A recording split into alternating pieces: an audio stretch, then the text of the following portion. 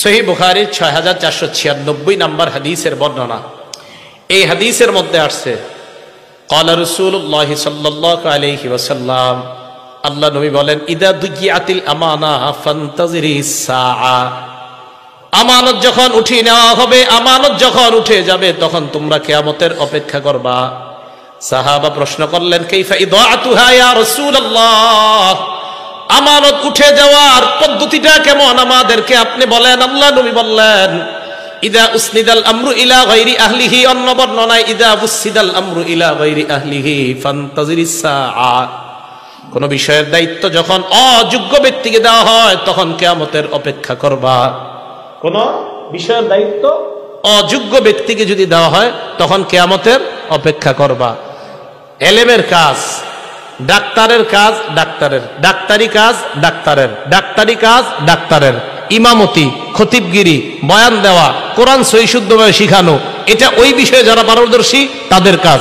তো তাদের কাজগুলা তাদেরকে না দিয়া অন্য অযোগ্য ব্যক্তিকে যদি দেন, এটাই হবে কিয়ামতের আলামত যে আমানত উঠে যাওয়া। অথবা আলেমের দায়িত্ব যদি কোনো জাহেলকে দেন, তো বুঝতে হবে কিয়ামত আর বেশি বাকি নেই। এটা মাথায় রাখবেন। এটাই বললেন রাসূল আকরাম সাল্লাল্লাহু আলাইহি সাল্লাম, ইদা দুগিয়াতিল আমানা, আমানত যখন উঠিয়ে নেওয়া হবে, ফান্তাজিরিস সাআ, রাসূল সাল্লাল্লাহু আলাইহি সাল্লাম বললেন, তখন কিয়ামতের অপেক্ষা করবা। একটু মন দিয়ে শুনেন। আস্তে আস্তে একটা গুরুত্বপূর্ণ হাদিসের দিকে যাইতেছি, যেটা মুফতি লুৎফুর রহমান ফরাইজি সাহেব সামান্য একটু টাচ দিয়েছিলেন আপনাদেরকে শুরুতে, হযরত অন্য আলোচনা করেছেন। তো যাই হোক, একটা কিতাব আছে হাদিসের নাম মুসনাদে বাজ্জার। কি নাম? মুসনাদে বাজ্জার। আপনারা তো মাশাআল্লাহ বুখারী আর মুসলিম ছাড়া নামই শিখেন নাই, শিখার দরকারও নাই, কারণ এই দুই কিতাব ছাড়া কি নবীজি আর কিছু কইছিনি? তো মুসনাদে বাজ্জার এই কিতাবের 6135 নম্বর হাদিস। এই হাদিসের বর্ণনাকারী আব্দুল্লাহ ইবনে ওমর রাদিয়াল্লাহু তাআলা আনহুমা, তিনি বলেন, আন্না রাসূলুল্লাহ সাল্লাল্লাহু আলাইহি ওয়াসাল্লাম قال في حجة الوداع, বিদায় হজের দিন আল্লাহ নবী সাহাবাদেরকে বললেন, আইয়ু ইয়াউমিন হাযা, আজকে কোন দিন? সাহাবারা বলো। সাহাবারা জবাব দিলেন, ইয়াউমুন হারাম, আজকে সম্মানিত দিন। এরপর বললেন, আইয়ু বালাদিন হাযা, এটা কোন শহর? সাহাবারা বললেন, বালাদুন হারাম, এটা সম্মানিত শহর। 3 নাম্বার প্রশ্ন করলেন, আইয়ু শাহরিন হাযা, এটা কোন মাস? সাহাবারা বললেন, শাহরুন হারাম, এটা সম্মানিত মাস।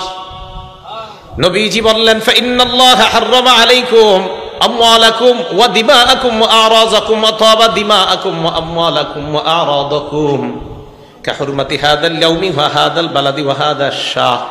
নবীজি বললেন, আজকের দিন যেমন সম্মানিত, এই মাস যেমন সম্মানিত, এই শহর যেমন সম্মানিত, আল্লাহ পাক রব্বুল আলামিন তেমনি ভাবে এক মুসলমানের রক্ত, এক মুসলমানের সম্পদ, এক মুসলমানের ইজ্জত অন্য মুসলমানের জন্য হারাম তথা সম্মানিত বানায়া দিয়েছেন।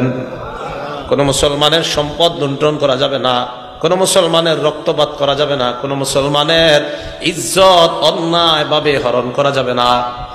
এরপর আল্লাহ নবী বললেন, আলা লিউবাল্লিগ শাহিদুকুম গায়বাকুম, তোমরা যারা এখানে আছো আমার কথাগুলা যারা নাই তাদের কাছে পৌঁছায় দিবা।